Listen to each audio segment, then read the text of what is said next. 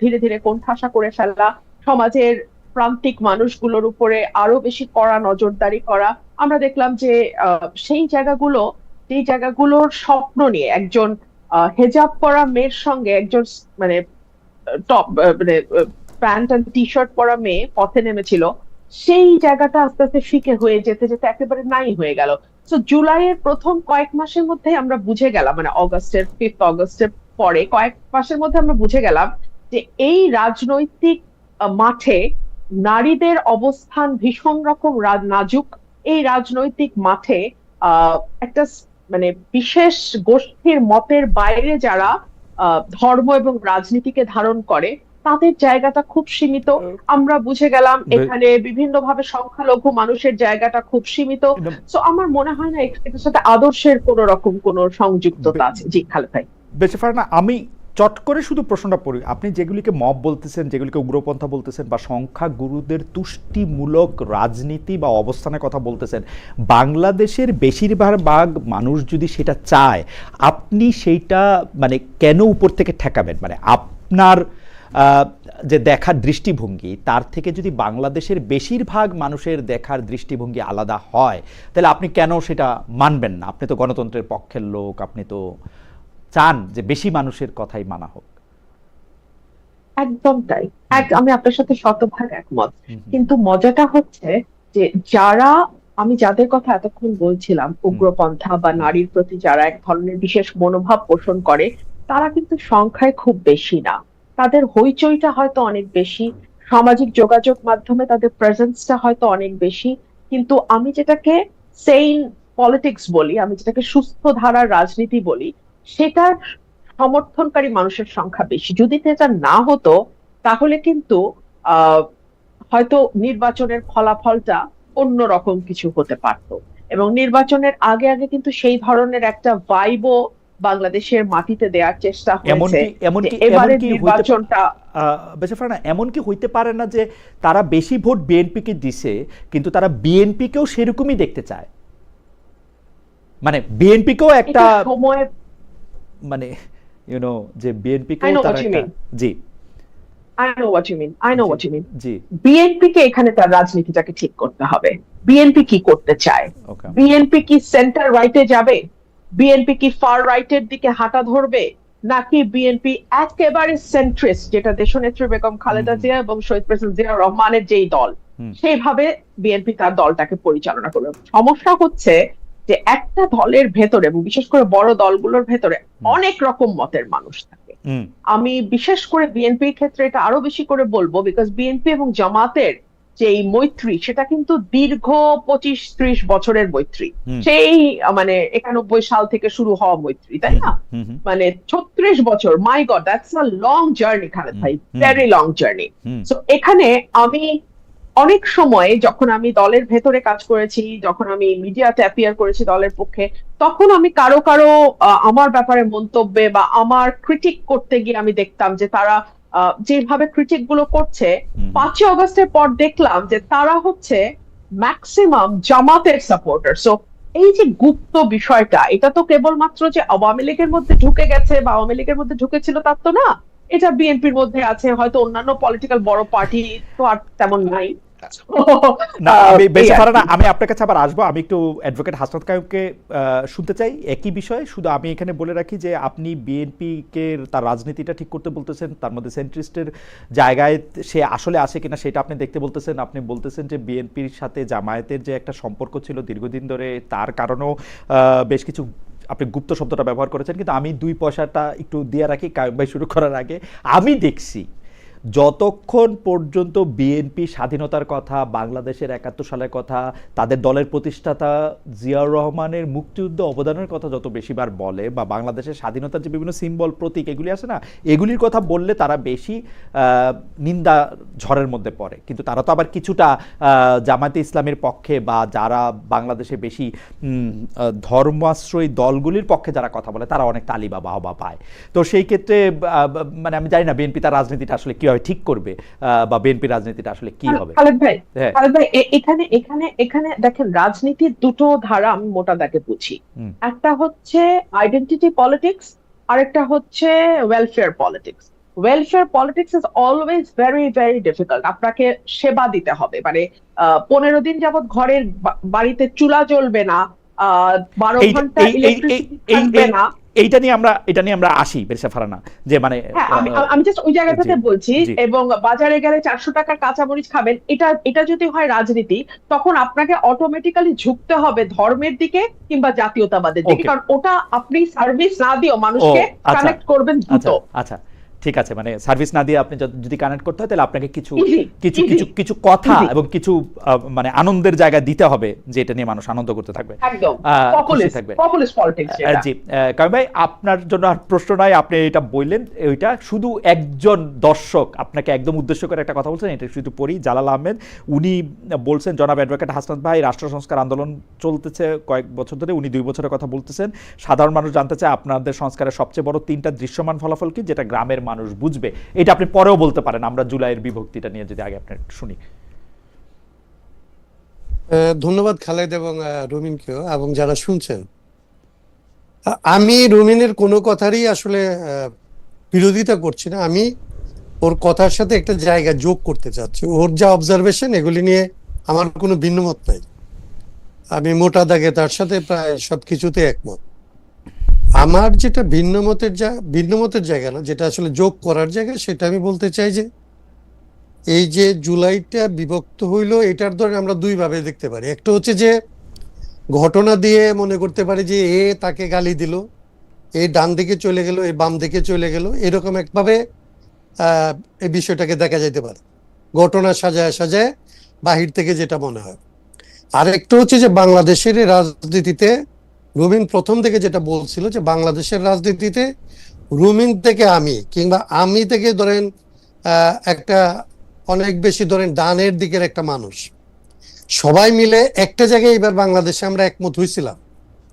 সেটা হচ্ছে যে কেবলমাত্র হাসিনার বিদায় না, হাসিনা হয়ে ওঠে যে শাসনতন্ত্রের উপরে দাঁড়ায়া যে ব্যবস্থাটা আসলে হাসিনাকে ফেসিবাদে পরিণত করে, ক্ষমতার বাইরে থাকলে যে হাসিনাকে আপা বলা যায়, এবং তারপরে হাসিনা ক্ষমতায় যাওয়ার পরে যে আসলে দানব হয়ে ওঠে, এইটুকু যে জায়গা, এই জায়গাটার আসলে একটা পরিবর্তন লাগবে। এটা নিয়ে আমাদের মধ্যে একটা ঐকমত্য তৈরি হয়েছিল। রাস্তার লোক থেকে আপনি যেটা মানে আমার যে প্রশ্ন করছে, সে মনে করছে যে রাস্তার লোক কিংবা গ্রামের লোক বোধহয় সংস্কারটা বোঝে না। বিষয়টা এরকম না। আসলে আমরা সবাই একটা বুঝছিলাম যে এই ব্যবস্থাটার পরিবর্তন লাগবে। এই মহিলাকে বিদায় করতে হবে এই জন্যে যে উনি এখন এই ব্যবস্থাটাকে আসলে পাহারা দিচ্ছেন, ওনাকে বিদায় করতে হবে, এই ব্যবস্থাটা বিদায় করতে হবে। এটা হচ্ছে এক। তাইলে যারা আসলে এই ব্যবস্থাটার পক্ষের মানুষ, এটা তো কেবলমাত্র একজন হাসিনা কিংবা 2টা আসলে হাসিনার বিশ্বস্ত এরকম দলের লোক, কিংবা দলের বাইরে থেকে ব্যুরোক্রেটিক কিংবা আসলে সিভিল মিলিটারি যে জায়গায় আছে, যারা যারা আসলে বাগবাটোরা খাচ্ছিল, তারা কয়েকজনের একটা সিন্ডিকেট, আমরা বলছি অনেক সময়। তো এটা শুধুমাত্র একটা সিন্ডিকেটের উপরে দাঁড়ায় ছিল না। এই সিন্ডিকেট দ্বারা উপকৃত হইতো, কিংবা এই সিন্ডিকেট দ্বারা উপকৃত হয় এরকম দেশে এবং বিদেশে আসলে তার একটা এক ধরনের একটা আসলে যোগাযোগ সূত্র থাকে। এবং তারা, আমি একটা শেষ করে ফেলি, 30 সেকেন্ড লাগবে। এইটার আসলে যারা লাভবান হইতে চায় এটা থেকে, তারা জানে যে বাংলাদেশটাকে এখান থেকে ফিরাইতে হলে, কিংবা বাংলাদেশটাকে আগের জায়গায় রাখতে হলে, কিংবা এরকম একটা জায়গায় রাখতে হলে বাংলাদেশকে আসলে বিভক্ত করা লাগবে। এটা হচ্ছে প্রথম শর্ত। ওকে, জি না কারণ আমি আপনার ফ্লোটাতে ইয়া করে না। জি, আপনি শেষ করে দেন তাহলে, আপনি শেষ যে আমি শুধু তাইলে আমি এটা বলতেছিলাম যে দেখেন এই জায়গাটার বিভাজনটা শুরু হইলো কিভাবে। এই জায়গাটার বিভাজনটা শুরু হলো যে একেবারেই যেইগুলিতে কোনো ধরনের বিভক্তি নাই সেই রকম জায়গা দিয়ে শুরু হলো। বাংলাদেশে মুক্তিযুদ্ধ, স্বাধীনতা, কিংবা আসলে যে নারীরা রাস্তায় নামবে, জিন্সের পাশে হিজাব, এইটা নিয়ে একদম ধরেন এটা সেটেল। এইটা সেটেল করেই তো আমরা আসলে হাসিনাকে তাড়াইলাম। তাইলে সেটেল বিষয়টাকে প্রথমে যে আসলে টার্গেট করা হলো, এটার অর্থ হচ্ছে যে যা আমরা করতে চাইলাম সেই জায়গাটায় থাকতে সেটেল বিষয়টাকে আসলে আনসেটেল করা, একটা ইমমেটেরিয়াল জিনিসকে মেটেরিয়াল করা, 71-এর মতো একটা বিষয়কে প্রশ্নের মধ্যে ফেলা। এবং 71-এর বিষয় নিয়ে তখন প্রশ্ন উঠতে পারে না, কিন্তু এটাকে যখন আপনি প্রশ্ন করেন তখন হচ্ছে 71-এর পক্ষে একটা জিনিস দাঁড়ায়, যে 71-এর কে প্রশ্ন করে 24-কে খুব আঁকড়ে ধরতে চায়, তখন 24-এর বিরুদ্ধে গিয়ে একটা পক্ষ দাঁড়ায় এবং 71 এবং 24-কে মুখোমুখি করা যায়।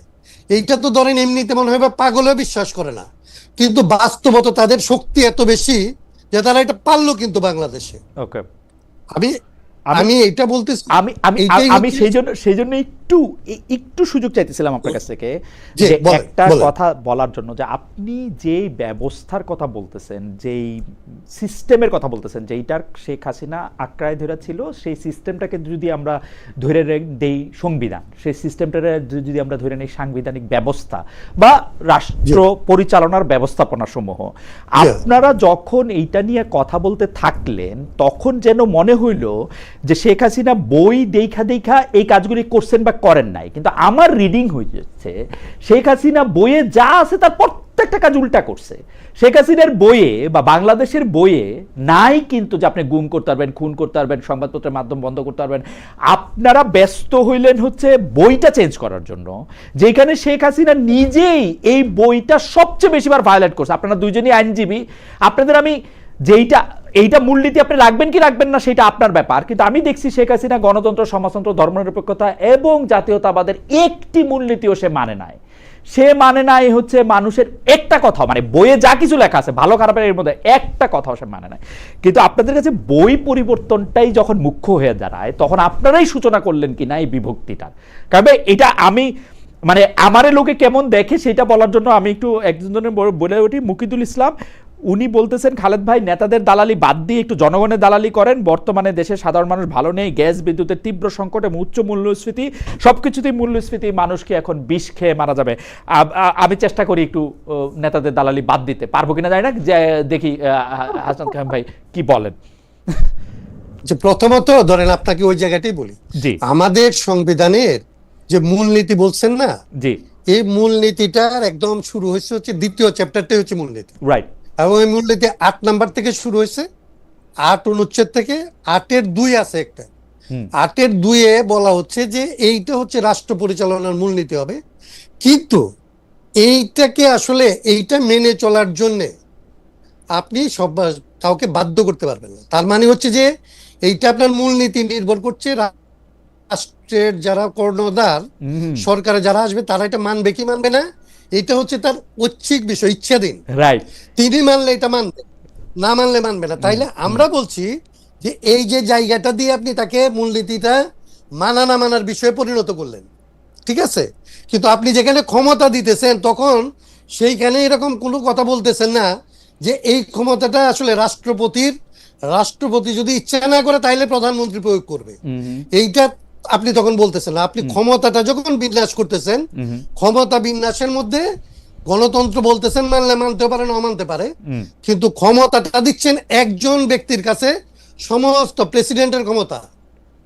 প্রধানমন্ত্রীর ক্ষমতা, সংসদের ক্ষমতা, বিচার বিভাগের ক্ষমতা, বিচার বিভাগের মতো যে সমস্ত প্রতিষ্ঠান আছে যেগুলিকে আমরা সাংবিধানিক প্রতিষ্ঠান বলি, সেইগুলির ক্ষমতা, কাউকে আসলে আপনি মাফ করে দিবেন কি আসলে ফাঁসিতে ঝুলাবেন এটার ক্ষমতা, সমস্ত ক্ষমতা আপনি কেন্দ্রীভূত করতেছেন একটা পদে। আমি শেষ করে 30 সেকেন্ড শুনে নেব। এই যে এটা আছে, এই জায়গাটার মধ্যে একটা শুভঙ্করের ফাঁকি আছে। এটা সাধারণভাবে পাঠ করলে, আপনি যখন পাঠ করবেন তখন মনে হবে যে এটাতে আপনার সমস্ত অধিকার আপনার পক্ষে, আর আপনি যখন এটা প্রয়োগ করতে যাবেন তখন আপনি দেখবেন যে আপনার পথ হাতে কিচ্ছু নাই, সমস্ত মৌলিক অধিকার পর্যন্ত আরেকজনের হাতে। আপনি যেটাকে মৌলিক অধিকার মনে করেন সেটাও পুলিশের আসলে বিবেচনা সাপেক্ষে। এই যে সাংবিধানিক ফাঁকিটা, এইটার উপরে দাঁড়ায়া প্রধানমন্ত্রী তার ক্ষমতাটা চর্চা করছে এবং ওইখানেই সে গুম খুন এগুলি সবগুলি করতে পারছে। আপনি যখন, আমি এইটা বলে শেষ করি, তাইলে এইটাকে যখন আমরা বললাম তখন আমরা কিন্তু বললাম না যে বইটাই সবকিছু, আমরা বললাম যে বইটা এবং এটার যে সাথে আইন কানুন, এবং যেটা তখন আমরা বলতে পারলাম না। আপনার প্রশ্নটা আমি নিচ্ছি এই জন্য যে আমরা যখন রাষ্ট্র চিন্তা করি তখন আমরা বলছিলাম আমাদের স্লোগানটা হবে রাষ্ট্র, রাজনীতি এবং অর্থনীতি সংস্কার করতে হবে। আমরা বাধ্য হইলাম রাজনীতি শব্দটা বাদ দিতে, কারণ হাসিনার আমলে যদি আমরা রাজনীতি সংস্কারের কথা বলতাম তাহলে আপনাকে যেরকম বলতেছেন নেতার দালালি, তখন একদম রাষ্ট্র চিন্তা যে হাসিনার দালাল হিসাবে মাঠে নামতেছে, এইটা ছিল নিশ্চিত। মানে তখন আপনি আমাকে কোনোভাবেই সেভ করতে পারতেন না। মানে তার মানে হচ্ছে যে রাজনীতি করার ক্ষেত্রে কতগুলি পর্যায় থাকে যে আপনারা বুদ্ধিজীবীরা বিশ্লেষণ করে যেটা যেটা বলতে পারেন, আমরা সেটা জানার পরেও মাঠে যখন নামি তখন অনেকগুলো ধাপের কথা বলি, অনেকগুলো ধাপের কথা বলতে পারি না। ওকে, কিন্তু আমার মনে হয় অ্যাডভোকেট হাসান কায়েম আপনার বক্তব্য একদমই পরিষ্কার। আমার মানে পরবর্তী প্রসঙ্গে আমি যাই, যে কারণ কিন্তু এইটা আমার একটা একাডেমিক জায়গা থেকে প্রশ্ন। আমার কাছে মনে হয় পৃথিবীর সবচেয়ে ভালো, আমি এখানে আরেকটু 30 সেকেন্ড বলি যে এই বিভাজনটা আরেক 30 সেকেন্ড বলি।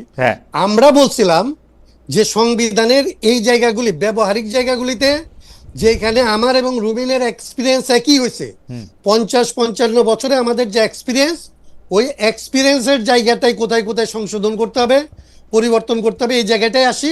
বাকি যেগুলি ফিলোসফিক্যাল পার্ট, এইটাকে আমরা আসলে আলোচনার বাইরে রাখি। আমাদের তরুণদেরকে এটা বুঝাইতে পারছিল যে হাসনাত কায়েম যেটা বলতেছে এটা না, মূলনীতি ফেলাই দিতে হবে, এইখানে আসলে ধর্মনিরপেক্ষতা ফেলাই দিতে হবে, সমাজতন্ত্র ফেলাই দিতে হবে। তর্কটা আমরা তাদেরকে বলছিলাম যে এটা লম্বা তর্ক, এটা করতে পারবে না বাবারা, এটা মাগরিবের ওয়াক্ত, এই শক্ত কাজা হয়ে যাবে।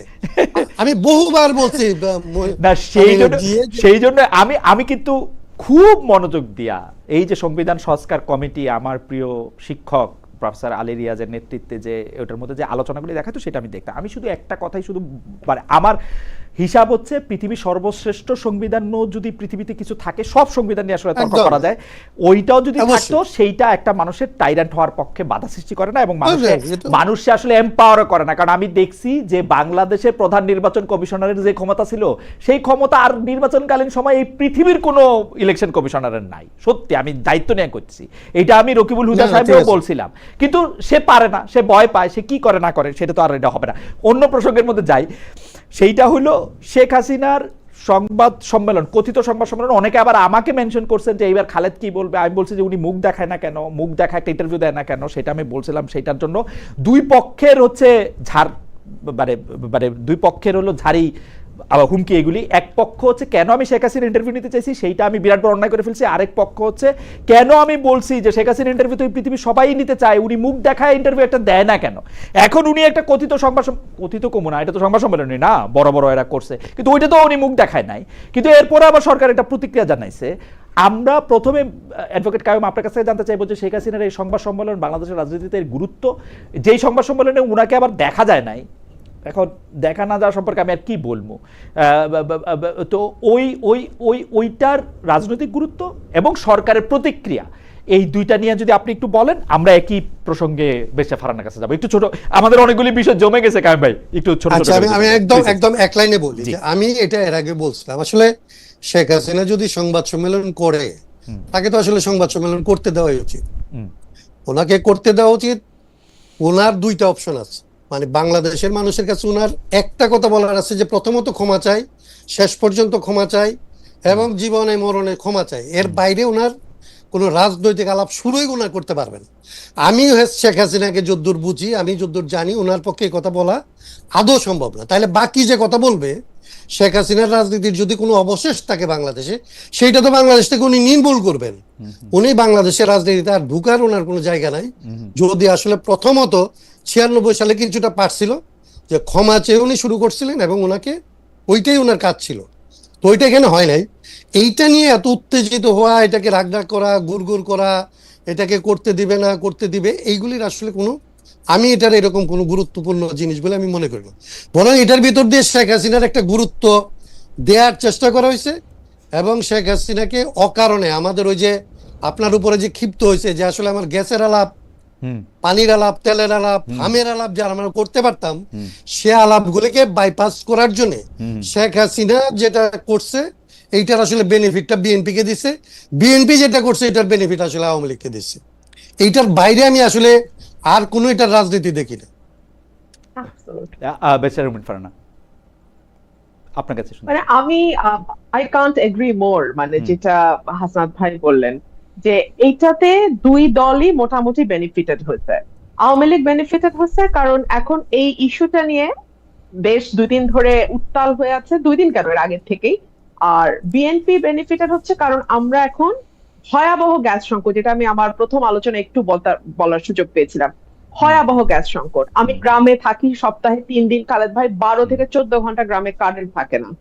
এরপরে তো আছে জিনিসপত্রের অস্বাভাবিক দাম, এরপরে আছে নানান রকম নাগরিক সমস্যা। এগুলো কোনো কিছু নিয়ে কথা না বলে আমরা এখন আলাপ করছি শেখ হাসিনাকে নিয়ে। আপনি আমাকে বলেন, গত 2 বছরে শেখ হাসিনার অসংখ্য অসংখ্য অডিও ফোন আলাপ ইয়ে হয়ে গেছে না, লিক হয়েছে না, বা ইচ্ছাকৃতভাবে লিক করা হয়েছে না? সেটার সাথে এই এই কনফারেন্সের ডিফারেন্সটা কোথায়? আমি কিন্তু কোনো ডিফারেন্স নাই, কোনো ডিফারেন্স নাই। উনি আসবেন, মানে আমি কোনো ডিফারেন্স দেখি নাই আসলে, একই কথা, না কোনো ডিফারেন্স নেই, রাইট, কোনো ডিফারেন্স। আচ্ছা, ক্ষমার কথাটা আমি একটু হাসনাত ভাইয়ের সাথে যোগ করি। 96 সালে আমারও মনে আছে শেখ হাসিনা বলেছেন, যদি অতীতে কোনো ভুল হয়ে থাকে আমরা ক্ষমা চাচ্ছি, একবার সুযোগ চাই। এক্স্যাক্টলি, আমি যদি correct me if I am রং, এইভাবেই শেখ হাসিনা ভোট চেয়েছিলেন যে যদি আমাদের ভুল হয়ে থাকে তাহলে আমরা ক্ষমা চাচ্ছি, আমাদের একটা সুযোগ দেন। আচ্ছা, এইবার কেন এটা বলছে না?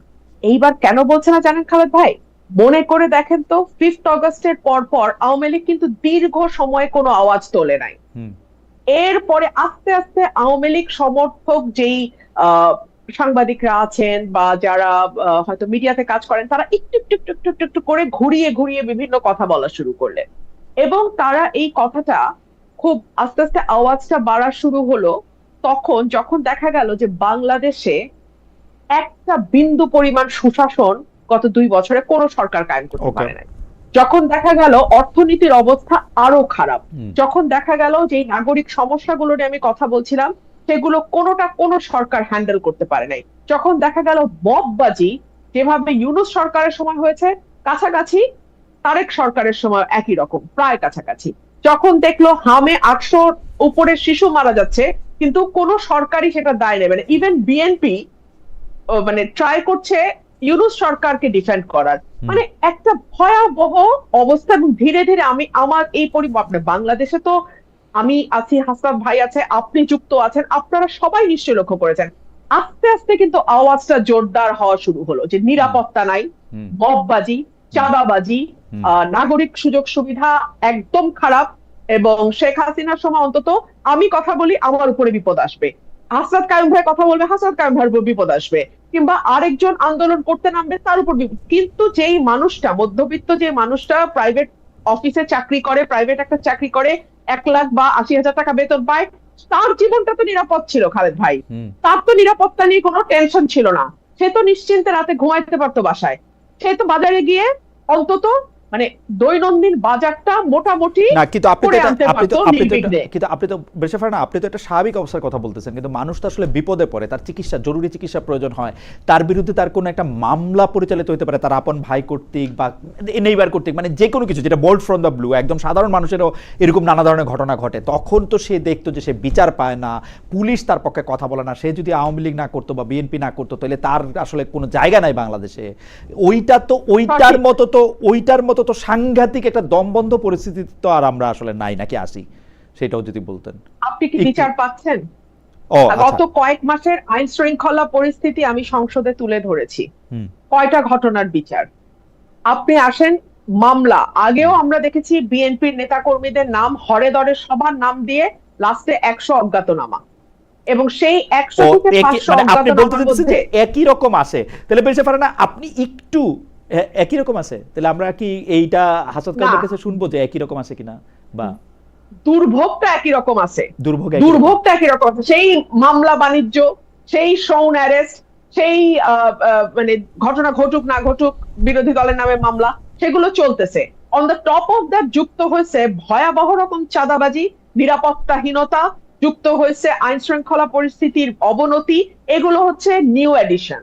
তো মানুষ তো এখন বলতে বাধ্যই হবে, এবং এটা তো আওয়ামী লীগকে একটা সাহস দেবে যে ও আমাদের তো পাল্টাইছিলা, তো কোন বেটার প্রোডাক্টটা তোমরা পেলা। অনেকে বলতেছেন যে আওয়ামী লীগ যে সাহসটা পাইতেছে সেই সাহসটা আসলে মূলত দিচ্ছেন আপনি, কারণ আপনি একটা পরিচিত সংসদ সদস্য, আপনি আওয়ামী লীগের আসার পথ, এই ব্যাপারটা কি আপনি কিছু বলবেন? যে মানে দেখেন আমাদের রিসার্চ টিমও এরকম লেখছে যে আপনি হচ্ছেন সবচেয়ে বেশি শেখ হাসিনার আসার ব্যাপারে পজিটিভ কথা বলছেন, যে হ্যাঁ উনি আসবে বা ওরকম কোনো কিছু। ভাই শুনেন, আমি বাংলাদেশের খুবই ক্ষুদ্র একজন রাজনৈতিক কর্মী, but at the same time আমি একজন লয়ার। এবং আমার পরিবারের একটা রাজনীতির ইতিহাস আছে। সো আমি একজন পলিটিক্যাল ফ্যামিলির সন্তান হিসেবে আমি চিন্তা করি আমি ওই জায়গায় থাকলে আমি কি করতাম। সো এই জন্য আমি বলছি কমন সেন্স বলে শি উইল বি ব্যাক, এটা আমার কমন সেন্স বলে। তিনটা কারণ আমি আপনাকে বলে দিচ্ছি এখনই কেন আমি বলেছি। আচ্ছা, চটচট করে বলে দেন। জি, হচ্ছে ওনার রাজনীতির একটা দীর্ঘ ইতিহাস এবং ত্যাগের ইতিহাস আছে ওনার পরিবারের। ওনার পুরো পরিবারকে এক রাতে মেরে ফেলা হয়েছে পলিটিক্যাল কারণে। দুই হচ্ছে ওনার নিজের ত্যাগ আছে সরকারি দল বিরোধী দল হিসেবে এবং ওই পরিবারের একজন বেঁচে যাওয়া সদস্য হিসেবে। তিন হচ্ছে ওনার বয়স, উনি যদি এখন ভারতের মাটিতে মারা যান ওনার এই এত বড় দল যেটার পেছনে ওনার বাবা ওনার পরিবার এবং ওনার আত্মত্যাগ, সেই দলটার কি হবে। তো আমি যদি ওনার জায়গায় থাকতাম আমি আসতাম। তো আমি সেই কমন সেন্স থেকে বলছি। আর আর আমি আজকে আপনাকে আপনার অনুষ্ঠানের মাধ্যমে এটাও ক্লিয়ার করি, বিএনপির যখন ওই ডোবার নিচে বসে বসে বিএনপির মনোবল চাঙ্গা করার জন্য যেমন আমাকে দরকার ছিল, কারণ বিএনপি তখন আসলে বিপদে ছিল এবং বিএনপির পক্ষে কথা বলার কেউ ছিল না। তো আমি তখনও যৌক্তিক এবং সত্য কথা বলেছি, বিএনপির পক্ষে গেছে। এখন আমি যৌক্তিক এবং সত্য কথা বলি। আওয়ামী লীগ যদি কোনোদিন বাংলাদেশে ফেরে, কোনোদিন যদি বাংলাদেশের রাজনীতিতে যায়, আপনি মোটেও ভাববেন না যে তাদের সাথে আমার খুব ভালো একটা বনিবনা হবে আর আমরা পরবর্তী প্রসঙ্গে যাই। আমি একটু হাসান কাইয়ুম ভাইয়ের কাছে শুনতে চাই। হাসান কাইয়ুম ভাই, ঠিক আছে, আমরা যদি ব্যারিস্টার ফারহানার সাথে একমত হই এই প্রসঙ্গে আর কি, একমত হই, এখন আওয়ামী লীগের যে এই কথা বললে আবার সালাউদ্দিন সাহেব আমাকে কারেক্ট করে দিবেন যে নিষিদ্ধ ঘোষিত বলেন, আবার এনসিপি এসে বলবে যে আচ্ছা ঠিক আছে বললাম নিষিদ্ধ ঘোষিত আওয়ামী লীগের সভানেত্রী শেখ হাসিনা যে বললেন যে তিনি আসতে চান মানে বা আসবেন, তিনি ডেট দিতেছেন কেন? মানে তিনি আসলে মানে আসলে কি হবে, মানে আসতেছেন না কেন, বা আসলে ডেট দেওয়া এগুলির কি কারণ? আর একজন দর্শক উনি অনেকবার একটু অনেক মানে আমার চোখে পড়লো, অনেকবার বলছে কিনা সেটাও তো বলা একটা মুশকিল। উনি বলছেন খালেদ মহিউদ্দিন 100% দালাল জামায়াতের। ভাই ঠিক আছে, হাসান কাইয়ুম ভাই আপনি যদি একটু বলেন যে মানে উনি ডেটটা কেন দিতেছেন। আচ্ছা, আমি ওই প্রশ্নটা যাওয়ার আগে আমি রুমিনের সাথে একটু ভিন্ন মত করি। আমি মনে করি যে আসলে বাংলাদেশের যে বর্তমান অবস্থা কিছু কিছু ক্ষেত্রে আগের চাইতে অনেক খারাপ হয়েছে। যেমন ধরেন মাদকের যে বিস্তার, রুমিন যে সমস্ত খারাপ ভোগান্তির কথা বলছে এটার সাথে যোগ হবে মাদকের বিস্তার, মাদক এইটা অনেক বেশি, এবং এটা পার্লামেন্টে তাদের দলের লোকজন পর্যন্ত ধরেন এগুলি নিয়ে কথাবার্তা বলতেছে। ভাই আরেকটা বলি, আমার কাছে বেশি লোক বলতেছে জুয়া খেলে নাকি মানুষ, কি টাকা টোকা দিয়া ওই যে জুয়া খেলে, ওইটা একটা অনলাইন জুয়া, একটা অসম্ভব ব্যাপার হচ্ছে। জি, আরেকটা হচ্ছে মাদকের বিস্তার। এটা হচ্ছে যে আমি আমার গ্রামে, রুমিন তো এলাকায় থাকে, আমিও যাই, আমার গ্রামে এরকম দেখছি যে বাপ মায়ে গরু বিক্রি করছে, সেই টাকাটা মাদকাসক্ত সন্তান নিয়ে যাওয়ার জন্য মাকে মারধর করছে। আর অনেক জায়গায় তো এখন দেখেন যে মাকে মেরে ফেলতেছে, বাপকে মেরে ফেলতেছে। এগুলি বাংলাদেশের সামাজিক কাঠামোর মধ্যে এর আগের যে ধারণাগুলি মানুষ একদমই মানে কল্পনাও করতে পারতো না, সেই সমস্ত ঘটনা প্রতিনিয়ত ঘটতেছে। এটা একটা, তো এইটা যোগ হয়েছে। কিন্তু আমি আবার এটা রুমিনের সাথে যেটা যোগ করতে চাই যে আওয়ামী লীগের আমলে এই সমস্ত যে পথে ঘাটের যে নিরাপত্তা ছিল, কিংবা এরকম একটা স্বস্তিতে মানুষ ঘরে ফিরতে পারতো, শান্তিতে ঘরে ফিরতে পারতো, তার মধ্যে ধরেন আমাকে তুলে নিয়ে যাবে কিংবা রুমিনকে তুলে নিয়ে যাবে এটাই ছিল। কিন্তু এটার মধ্যে একরামের মতো লোকও ছিল যে মানুষটা আসলে খুন হয়ে যাবে অকারণে এবং আশঙ্কার মধ্যে ফিরতে পারবে না, আশঙ্কার মধ্যে মানুষ থাকবে। এবং আওয়ামী লীগ করলো, এই জায়গায় আওয়ামী লীগ করলো, মানে আওয়ামী লীগ করো গ্যারান্টি না,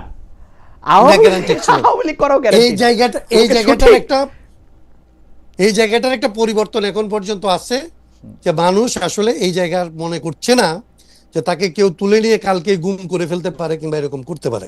সো এইটা হচ্ছে একটা বড় রকমের চেঞ্জের জায়গা, আমি এটা মনে করি আওয়ামী শাসনের সাথে। আচ্ছা তাহলে বাকি যেটা বাকি অংশটা যেটা বললেন, জি আমি আপনি আবার যদি আমাকে একটু ধরায় দেন, আপনি যেটা বলছিলেন যে বাকি মানে আমি যেটা শেখ হাসিনার সংবাদ সম্মেলনে তো রুমিন সংবাদ সম্মেলন, তার প্রতিক্রিয়া, শেখ হাসিনার ফিরে আসা সম্পর্কে তার বক্তব্য, এগুলি তো উনি বলছেনই। আমি শুধু জানতে চাইছিলাম যে উনি যদি ফিরেও আসেন ডিসেম্বর ডেট দেওয়া বা এটা বলার মানে এটা উনি কি চাচ্ছেন আসলে, মানে কি চান? এটা তো হচ্ছে ওনার চাওয়ার উপরে। ধরেন এখন দুইটা দেশ, এগুলি হচ্ছে রুমিন অ্যাডভোকেট, আমিও ধরেন তো কোনো কারণে অ্যাডভোকেট ধরেন। এখন এইটা উনি একটা দেশে যেভাবে গেছে, ধর উনি পাসপোর্ট ভিসা টিসা কিছু নিয়ে যান নাই, বা ওনাকে এখন তো কেউ ভিসা দিবে এরকম, তো উনি একজন সিভিলিয়ানের মতো আসবেন, আসতে পারবেন এরকম তো কোনো ব্যবস্থা নাই। কিংবা ওই যে বাচ্চারা ট্রোল করে যে ওনাকে কোনো একটা বর্ডার দিয়ে ঢুকায় দেওয়া হলো কোনো একটা দেশে অঞ্চলে, এরকম তো না। যদি এরকম হয় সেটার তো হওয়ার কোনো সুযোগ নাই। তাইলে ভারত বাংলাদেশের মধ্যে কোনো না কোনো একটা ব্যবস্থাপনা লাগবে যে উনি আসবে। তার মানে বাংলাদেশ তো চাচ্ছিল যে উনি যেন আসে। আমাদের এনসিপি বলেন কিংবা সবার চাওয়াই তো মিলে গেছে। সবার চাওয়া তো হচ্ছে যে উনি এখানে যেন আসে, জি, উনার যেন ট্রায়ালটা উনি ফেস করে। হ্যাঁ, তো ট্রায়াল হয়ে গেছে, এখনো পেন্ডিং ট্রায়ালও আছে। উনি আসলে স্বাভাবিক নিয়মে আইনের পথে ওনাকে যদি বাংলাদেশ চায় এবং ভারত যদি ওনাকে আসলে দিতে সম্মত হয়, তাহলে তো উনি এসে যেভাবে লিগ্যালি ঢুকবার কথা, উনি জেলে ঢুকবেন, ওনার ফাঁসির আদেশ হয়েছে, সেগুলির আসলে উনি আপিলের সুযোগ পাবেন কিনা সেইটাই যাবেন, ওই লিগ্যাল ফাইটটা শুরু হবে।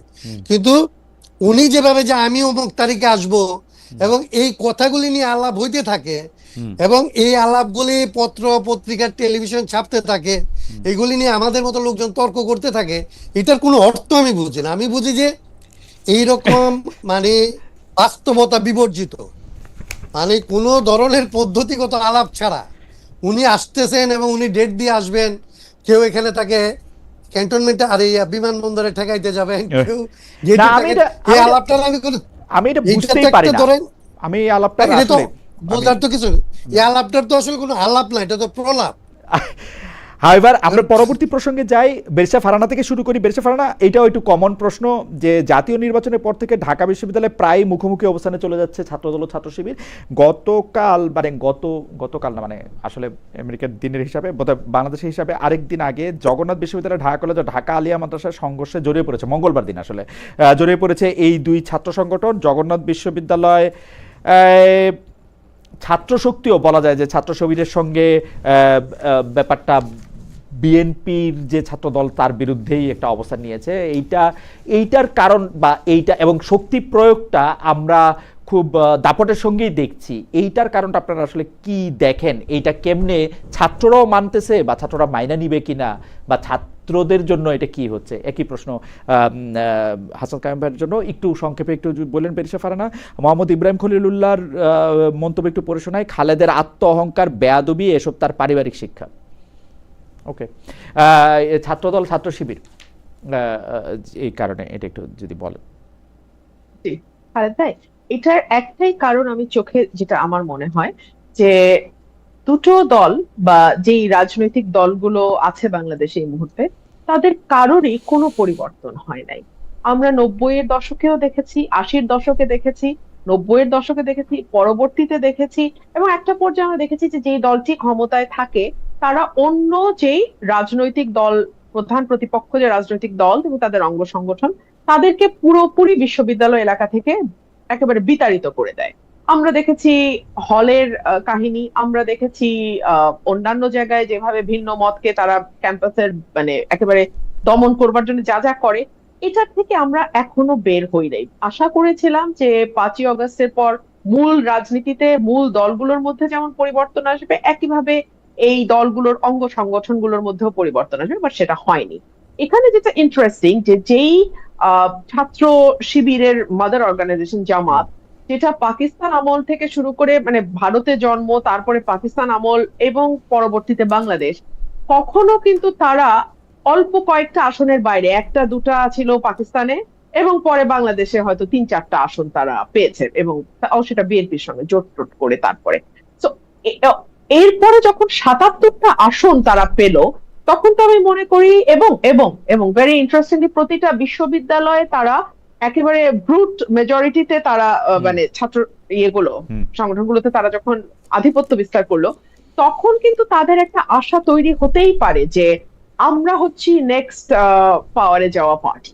তো নেক্সট পাওয়ারে যাওয়া পার্টি হিসেবে তাদের আধিপত্য কায়েম করা, ক্ষমতার প্রদর্শন করা, এগুলো আসলে খুব অবাক হওয়ার মতনও কিছু না। আর বিএনপি যেটা, তারা তো এত বছর বাংলাদেশে জন্মের পর থেকে তারা দেখে আসছে যে যেই দল ক্ষমতায় থাকে ছাত্র সেই দলে ছাত্র সংগঠনের আধিপত্য থাকে সব জায়গায়। তো সেটা তারা বজায় রাখার জন্য যা যা করা দরকার মানে একই সিস্টেম, একই ফর্মুলা, মানে মানে একদম ঢাকায় ফর্মুলা ছবির ফর্মুলার মতোই একদম ফর্মুলা, খুবই প্রেডিক্টেবল, এরকমই হওয়ার কথা, একদম কোনো পরিবর্তন হয় নাই। আমি রুমিন, খুব দ্রুত আপনি যদি এইটা নিয়ে একটু রেসপন্ড করেন, কারণ একই প্রশ্ন বারবার আসছে।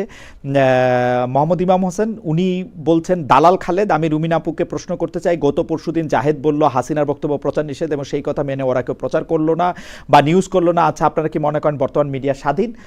দ্বিতীয় আরেকটা প্রসঙ্গ, রাফসান ইসলাম উনি বলছেন, খালেদ ভাই রুমিন আপাকে ডাইরেক্ট প্রশ্ন করেন, শেখ হাসিনার নেতৃত্বে হাজার হাজার খুন করা হয়েছে, হাসিনার বিচার বা ফাঁসি চাচ্ছে না কেন রুমিন আপা?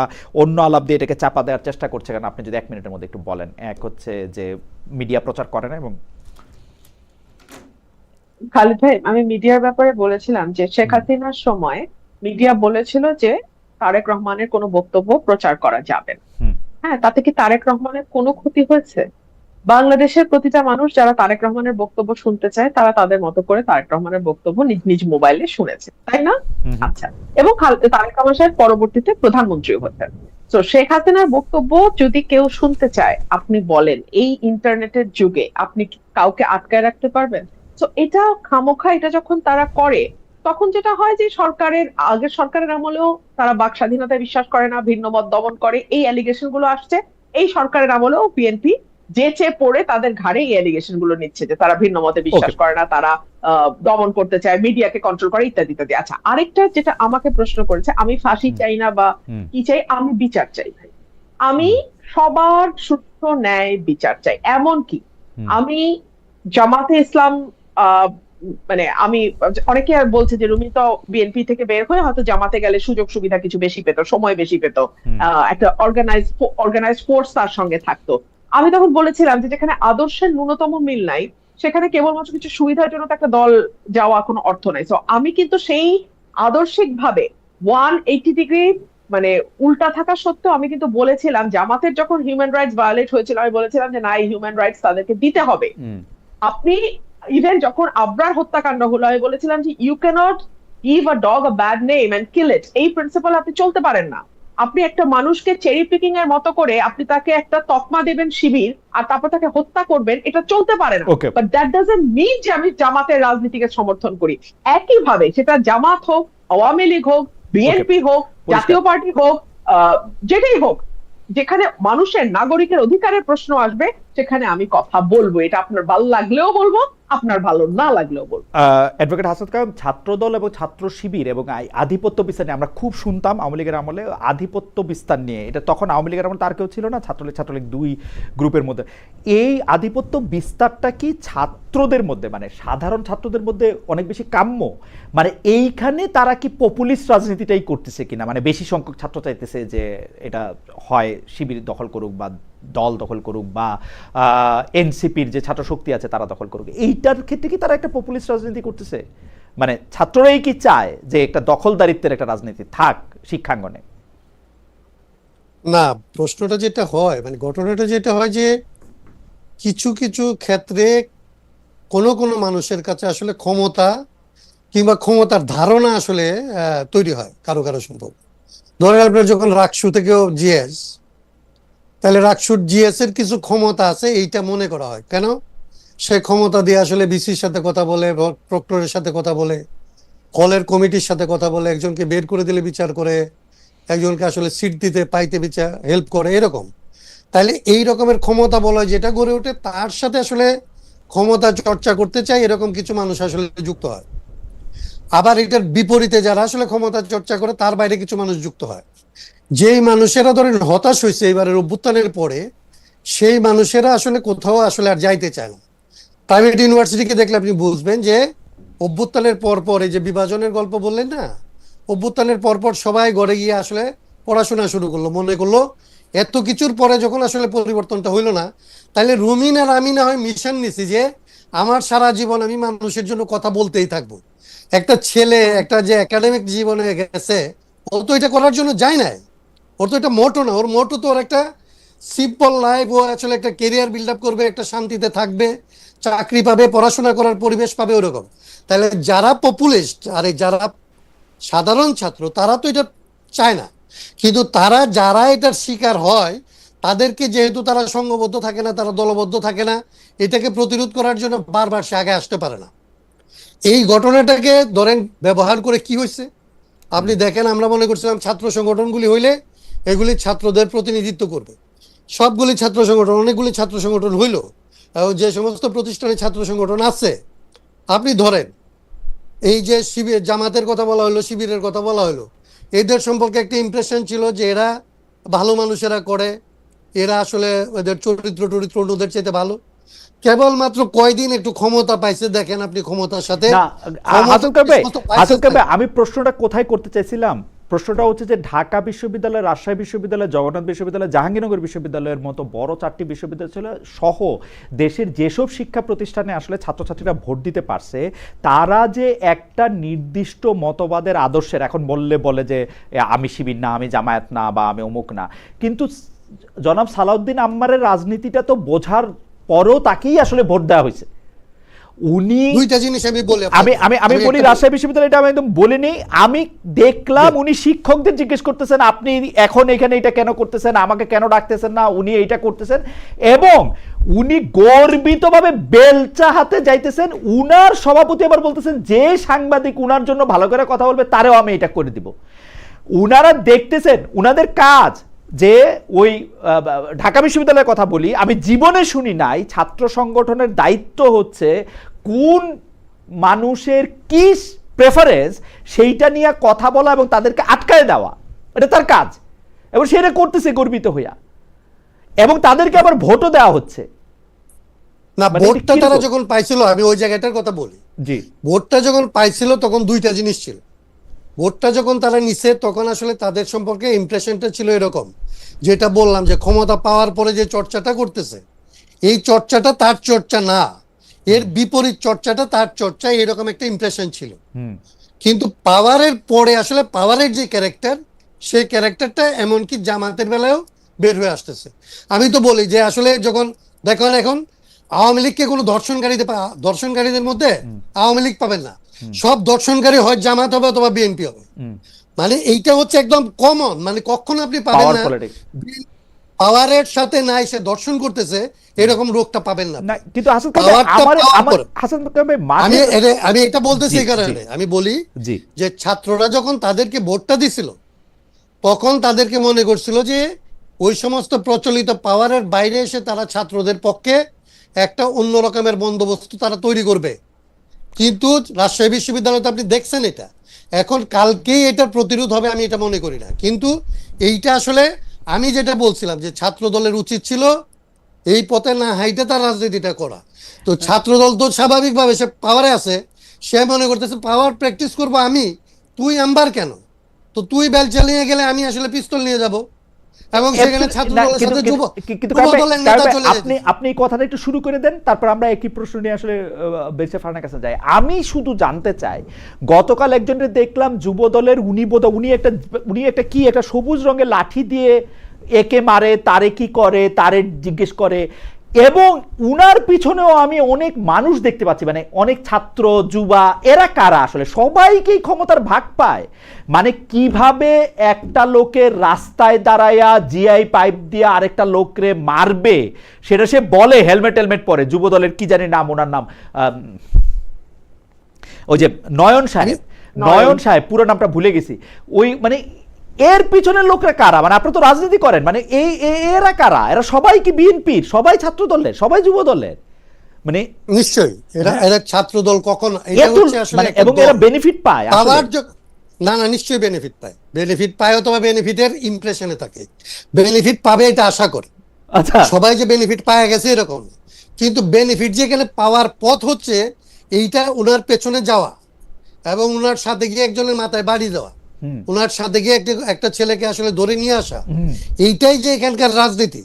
এই মাফিয়া তন্ত্র এবং রাজনীতিকে তো সমার্থক করে ফেলা হয়েছে।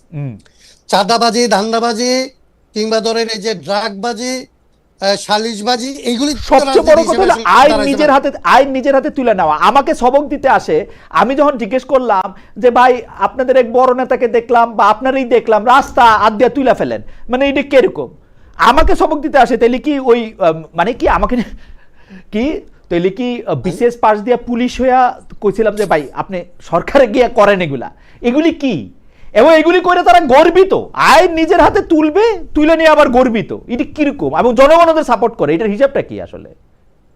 এটার একদম শুরুটা হচ্ছে একদম উপর থেকে, আমাদের রাজনীতিটাকে আমরা মাফিয়াতন্ত্র এবং রাজনীতির মধ্যে কোনো পার্থক্য রাখি নাই। আমরা যেটা বলি তার বিপরীতটা আমার নেতা করবে, এবং আমি এই নেতাকে অনুসরণ করলেই আমি জাগতিক কিছু একটা বেনিফিট, কোনো একটা বেনিফিট, অ্যাটলিস্ট আমাকে আরেকজন এসে মারবে না এরকম একটা সামর্থ্য, কিংবা আমার মেয়েটা স্কুলে যাবে, আমার এই পরিচয় থাকলে আমার মেয়েটাকে ওইখানে গিয়ে শীষ দিবে না, এইটার জন্য হইলে অনেকে তাদেরকে অনুসরণ করে। মানে দুই রকম ভাবে অনুসরণ করে, একটা হচ্ছে আমি অমুকের মেয়েকে তুলে নিয়ে আসবো তাইলে করি, আর একটা আমি মনে করি যে ক্ষমতাটা যেহেতু তার হাতে, তাহলে তার সাথে থাকলে আমার মেয়েটা স্কুলে যাওয়ার সময় নিরাপদে যাবে। এইটা এইটারই সংস্কারের কথাটার জন্য আসলে রুবিন যেটা বলছিল প্রথমে, যে বাংলাদেশের মানুষ এইরকম অবিশ্বাস্য ভাবে আসলে বন্দুকের সামনে দাঁড়াইলো, এটা দাঁড়াইছিল এই আশা থেকে, কিন্তু আমরা গত 2 বছরে এটাকে একদম সাকসেসফুলি এটা মিথ্যা প্রমাণ করতে পারছি। ওকে, বেশেফারনা, আপনার কাছে কি মনে হয় যে মানে এই যে এই প্রত্যক্ষ অন্যায়ের পিছনে এত মানে অন্যায় যে করতেছে, মানে আমার তো এটা বুঝতে কোনো সায়েন্স পড়া লাগে না যে যেই লোকটা জিআই পাপ বা হেলমেট হাতে নিচ্ছে সে যুবদল করুক, আর যেই লোকটা বেলচা হাতে নিয়ে বলতেছে বেলচা দিয়ে পিটাইয়া গর্ত করে থুয়ে দিব এটা অন্যায়, অথবা যে লোকটা মাঠের থেকে কি বলে রাস্তা টান দিয়ে এরকম তুলে ফেলতেছে, তারপরও তাদের পিছনে এই লোকটা থাকার কারণটা কি? মানে মানে এইটার ফিলোসফিটা কি? মানে আমি ভালো খারাপ ন্যায় অন্যায় আমি এটা বললাম না, কিন্তু জনগণ তো তাদের সমর্থন করতেছে এইটা বলা। আমি একটু আরেকটা দর্শকের একটু মতামত পড়ি। উনি বলতেছেন খালেদ নিজেই সমালোচনা, তার নামটা পড়তে পারতেছি না পুরোপুরি, RH.info, খালেদ নিজেই সমালোচনা নিতে পারে না, ওনাকে কেউ সমালোচনা করলে উনি খুবই বিরক্ত হন। বেশেফারনা, আপনি যদি একটু বলতেন যে তাদের পেছনেও আসলে অনেক জনসমর্থন, নাকি এই রাজনীতি এইটাই রাজনীতি এখনকার বা সব সময়? খালেদ ভাই, আমরা আসলে অর্থনীতিতে ট্রিকল ডাউন বলে একটা কথা আমরা শুনি, তাই না, যে উপর থেকে আস্তে আস্তে চুয়ায় চুয়ায় নিচে পড়ে। ঠিক একই জিনিস রাজনৈতিক দলগুলোর মধ্যে হয়। একদম পদে যারা থাকে তাদের কাছ থেকে তারা পায় আরো বড় নেতার কাছ থেকে, জেলা পায় কেন্দ্র থেকে, কেন্দ্র পায় আরো উপর থেকে, আর নিচে যারা আছে তারা পায় জেলা থেকে, উপজেলা, উপজেলা থেকে ইউনিয়ন, ইউনিয়ন থেকে ওয়ার্ডে যায়। আচ্ছা, এখন এই এই যে ট্রিকল ডাউন করা অর্থ, এটার উৎসটা কি? এটার উৎসটা চাঁদাবাজি, এটার উৎসটা কমিটি বাণিজ্য বড় দলগুলোতে, এটার উৎসটা ক্ষমতায় থাকলে বিভিন্ন জায়গায় জোর জবরদস্তি করে এর ব্যবসা দখল, তার জমি দখল, তার অন্য বাড়ি দখল, ইত্যাদি ইত্যাদি। এবং এই যে একটা আনহোলি নেক্সাস তৈরি হয়, আপনি যেটাকে জনসমর্থন বা জনগণ বলছেন, আই এম সরি, না না, একদম না খালেদ ভাই, ডোন্ট মিসআন্ডারস্ট্যান্ড দেম অ্যাজ জনগণ ও জনসমর্থন, নট অ্যাট অল। ওরা হচ্ছে কিছু সুবিধাভোগী। আপনি আমাকে বলেন, মানুষ রাজনীতি কেন করে? এক হতে পারে তার সম্মানের আকাঙ্ক্ষা আছে, যেটা আমরা আমাদের পূর্বপুরুষদের মধ্যে দেখেছিলাম, সম্মান পাওয়ার একটা আকাঙ্ক্ষা, সে কারণে রাজনীতি করে।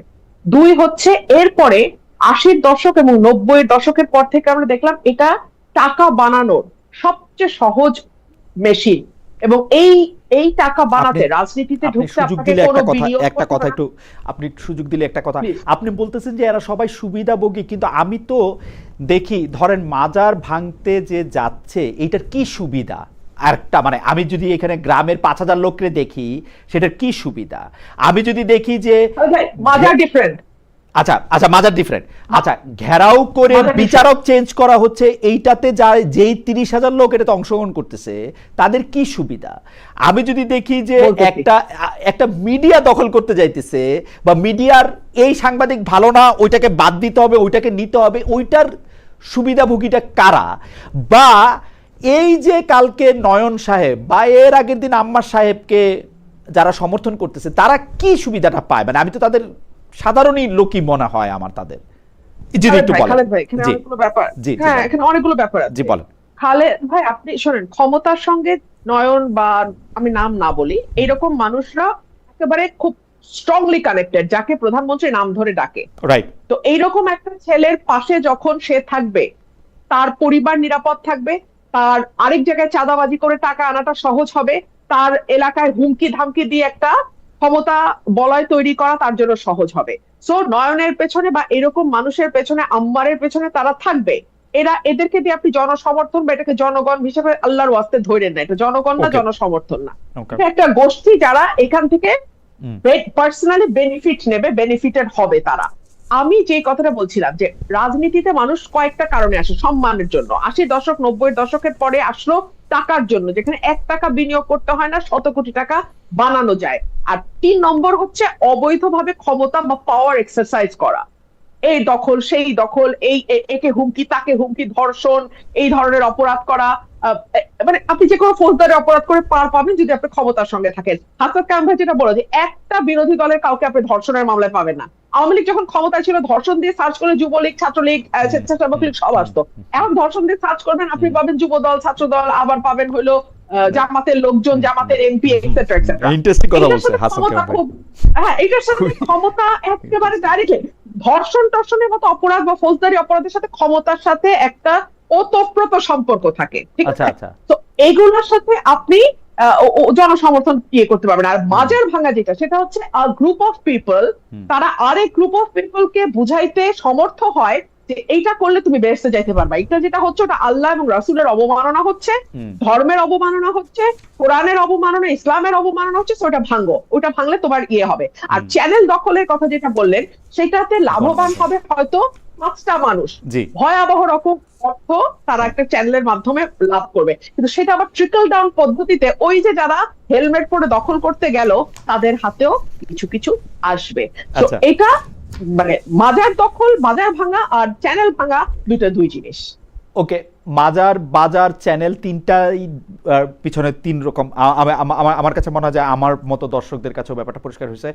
হাসান কামাল, আপনি কি এই প্রসঙ্গে এক লাইন বলবেন? তাহলে আমরা একটু পরবর্তী প্রসঙ্গে জানতাম যে আপনি এই কারণ স্পেসিফিক 3টা বিষয় সামনে আসছে আর কি 3 রকম ভাবে, যদিও আপনিও বলছেন যে এটার সাথে না না, আমি তো রুমিনের সাথে আমি একমত, কিন্তু যেটা হয় যে আমি এটার সাথে কেবলমাত্র আরেকটা অংশকে যুক্ত করি, যে একটা তো হচ্ছে যারা সরাসরি বেনিফিটেড হওয়ার জন্য করে কোনো না কোনো ভাবে, এমনকি আপনি যেখান থেকে দেখতেছেন বিষয়টা এরকম না। রুমিন যেটা বললো যে একজন ক্ষমতাসীনের সাথে আমার ছবি আছে, এইটারও আসলে একটা মার্কেট ভ্যালু আছে, ওইটা দিয়েও আমি আসলে অনেক জিনিস, এটা একটা গুরুত্বপূর্ণ বিষয় হয়ে গেছে। জনগণ তো এক সময় ক্ষমতাসীনই আদা পয়সা দিয়ে পাতা দেয় না, ক্ষমতাসীনের লোক এক লোকের ছবি আছে, ওইটারে এত হুজুর হুজুর বলার দরকার। এইটা হচ্ছে জনগণকে যখন ধরেন মানে সত্যিকারের অর্থে যখন আসলে ধরেন তার মধ্যে একটা উল্লো চেতনা এসে ভর করে এবং সে যখন সংগঠিত হয় এককভাবে, আসলে সাধারণ অবস্থার মধ্যে মানুষ সেই রকম একটা ঝুঁকিপূর্ণ কাজে যেতে চায় না। এটা করতে পারে কেবলমাত্র তখনই যখন আসলে তার মধ্যে ঐক্যটা তৈরি হয়। এবং আমি প্রথম যেটা বলছিলাম যে এইটা যাতে না হয় সেই জন্যই বিভাজনটা লাগে। শাসন করার জন্য ব্রিটিশদের এই ডায়ালগ মানে ওই ম্যাক্সিম এখনো পর্যন্ত তার চেয়ে অনেক বেশি মাল্টিপ্লাই হয়েছে। এখন ধরেন পাড়ায় পাড়ায় বিবাদ, গ্রামে গ্রামে বিবাদ, এলাকায় এলাকায় সব রকমের, ধর্মে মাযহাবে কত রকমের বিভাজন তৈরি করা যাবে, এটার জন্য আসলে সম্ভবত অনেক রকমের রিসার্চ এখানে হয়। আসলে আমি জানি না, আসলে এটা হওয়া খুব সম্ভব, যে এটা মনে হয় একটা মানে চাহিদা জরিপ জাতীয় একটা খুবই স্পেসিফিক, এটা একটা বিরাট মার্কেট আছে, চাহিদা জরিপ জাতীয় একটা মানুষ আছে। আমি আমার কাছে মনে হয় এটা হয়। আমি খেয়াল করি যে আপনাদেরকে আমি অনুরোধ করব যে মিডিয়াকে এটা দেখার জন্য, এটা নিশ্চয়ই আছে, কারণ এত ক্রিয়েটিভ ভাবে মানুষকে ধরেন, মানুষের যেখানে যেগুলো নিয়ে তর্ক করার কথা, কোনো তর্ক আপনি পাবেন না। আচ্ছা 71 সাল নিয়ে কোনো তর্ক হইতে পারে? এটার কোনো তর্ক ভাই আপনি 55 বছর, আসলেই 1971 সাল আমাদের জন্য খুব গুরুত্বপূর্ণ, কিন্তু আমি জাস্ট কারণ ভাই আপনার সাথে শেয়ার করার জন্য, বেশে ফারানাও এখানে আছেন, সাক্ষ্য দিতে পারেন, কারণ বেশে ফারানাও একটা সাংঘাতিক এলাকায় নামাজে আপনি কিভাবে দাঁড়াবেন, আপনি সালাত আদায়টা কিভাবে করবেন, এইটা নিয়ে একজন আরেকজনকে কাফের বলতেছে, সম্মানিত আলেমদের একজন আরেকজন। আপনি দাঁড়ায়া মানে জোরে আমিন বলবেন নাকি আস্তে আমিন বলবেন, আপনি দাঁড়ায়া মিলাদ পড়বেন নাকি বৈশা মিলাদ পড়বেন, আপনি কোলাকুলি করবেন কি করবেন না, কেমনে করবেন। আমরা বিভক্তি ভালোবাসি, আমাদের কাছে ওইটাই মনে হয় এবং ওইটা দিয়ে আমরা জান দিয়ে দিতে পারি। সত্যি মানে জান জীবন মান দিয়ে দেওয়ার জন্য বাংলাদেশে কিন্তু সত্যি সত্যি একজন চ্যানেল আইতে উনি কাজ করতেন, একজন মাওলানাকে গলায় ছুরি দিয়ে জব করে ফেলা হয়েছিল, অন্য কোনো কারণ আমি এটাই বলছিলাম। জি, মানে এই বিভক্তিটা কিন্তু মানে সাংঘাতিক, মানে এটা তো একটা অস্বাভাবিক ঘটনা। এটা তো আপনি জানেন যে এটা আসলে মানুষের তো এটা বৈশিষ্ট্য না। মানুষের বৈশিষ্ট্য হচ্ছে মিলে থাকা, মানুষের বৈশিষ্ট্য ভালোবাসা। কেমনে বুঝবো? আমি তো দেখি মানুষের বৈশিষ্ট্য বিভক্তি। আর্জেন্টিনা, জার্মানি, না ব্রাজিল, এইটাই হচ্ছে যে এইটা কয়েকশো বছর হয়েছে, বেশি দিন না। বাংলাদেশের মানুষের মধ্যে কিংবা এই অঞ্চলে এটা ধরেন কয়েকশো বছরের কেবলমাত্র, এইটা এর আগের ব্যাপার না। আর এইটা আমরা গত 15 বছরে এটার সাথে ক্ষমতার চর্চাকেও আরো নগ্নভাবে যুক্ত করছি, মানে যখন আমি যেটা যেটা মনে করি, যখন যেটা যখন যেটা সুবিধা হয়েছে। এবং এইখানে প্রচুর ক্রিয়েটিভিটি আছে যেগুলি বিরোধের কোন রকমের কারণ নাই, সেই জায়গাগুলিতে ওরা বিভাজনটা তৈরি করতে পারে। অ্যাবসলিউটলি আপনার ফুটবল খেলা নিয়ে, ফুটবল খেলা নিয়ে একদম আর্জেন্টিনা অনুভূতি, মেসি অনুভূতি, ব্রাজিল অনুভূতি, নেইমার অনুভূতিও কি আছে, যে নাই, মারাত্মকভাবে আছে। প্রত্যেকটার আসলে সামাজিক ইফেক্ট আছে এবং এটা রাজনৈতিক লাভ আছে। সেই রাজনৈতিক ফায়দাটা তোলার জন্য ধরেন এটাকে কাজে লাগায়। আমি মনে করি যে এই যে ক্ষমতাটাকে চর্চা করার জন্য এবং ক্ষমতাসীনরা এই বিভাজনগুলির ধরেন বিভিন্ন পক্ষে বিভিন্ন জন একই সাথে থাকে, এই পক্ষেও থাকে ওই পক্ষেও থাকে, এইভাবে করতেছে। সো আমার কাছে মনে হয় যে এই জায়গাগুলি রাজনীতিতে আমরা যারা এটার বাইরের রাজনীতি করতে চাই, রুমিনী হোক আমি হই, এরা আমরা যত ক্ষুদ্র শক্তি হই, আমার কাছে এটা আবার মনে হয় যে আমরা যদি আসলে রিপিটেডলি এই জায়গাগুলি ধরায় দিতে পারতাম, তাইলে মানুষ কিন্তু ঐক্যবদ্ধ হয়। আমরা তো 24-এ দেখলাম, 24-এ তো দেখলাম ধরায় দিলে মানে আপনার মারাত্মকভাবে একটা মানে ট্যাগ খায় আরেক পক্ষের লোক বলে সন্দেহ করার কারণও তৈরি হবে, এবং ভিতরে ভিতরে কি আছে, আপনি কত ডলার পাইছেন এটা বারবার আপনাকে শুনতে হবে, আমরা তো জানি না রুমিন কত ডলার পাচ্ছে। হ্যাঁ, সেইটাই আমার কিভাবে কি ওগুলি নিয়েও একটা কথা চলতে থাকে। এটাও পারছে তারা, এটাও পারছে আসলে, এটাও পারছে। আমি এটাও বলবো, যে কোনো কিছু, আমি বলবো যে কোনো কিছুকে সন্দেহ করা এবং যে কোনো কিছুকে সন্দেহ মানুষ তো এইটাও বাতিল করে ফেলা, মানুষ তো এইটাও ভাবতে পারে যে আমি এটা ভুল করে করছি, কিন্তু মানুষ এটা ভাবে এটা আমি টাকা নিয়ে করছি, এটা হচ্ছে একটা ঝামেলা। একদম, এটা হচ্ছে একটা ঝামেলা। একদম। যাই হোক, এটা তারা পারছে। দুইজনের কাছে দুইটা স্পেসিফিক প্রশ্ন আছে, আমি দুইটা স্পেসিফিক প্রশ্ন নিয়ে যাইতে চাই, শেষ দিকেই চলে আসছে। আমি দর্শকদের কাছে জানতে চাইছিলাম, দিল্লিতে যে অনুষ্ঠানে শেখ হাসিনা বক্তব্য দেবেন তাতে মোদী সরকারের সমর্থন নেই, দাবি করছে ভারতের পররাষ্ট্র মন্ত্রণালয়। দর্শকদের কাছে আমরা জানতে চাইছিলাম যে প্রিয় দর্শক, একথা সঠিক বলে মনে করেন কিনা? শতকরা 13% মনে করেন যে এটা সঠিক, শতকরা 87% মনে করেন যে এটা সঠিক না।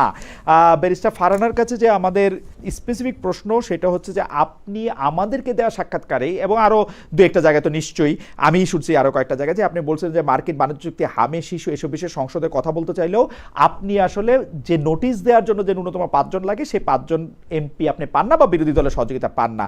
আমরা কিন্তু যখনই বিরোধী দলের কোনো এমপিকে পেয়েছি, তাই সেই নিয়ে এনসিপি হন বা জামাত ইসলাম, তাদের কাছে জানতে চেয়েছি, তারা আমাদের বলছেন যে ব্যারিস্টার ফারহানা আমাদের কাছে আসেন নাই।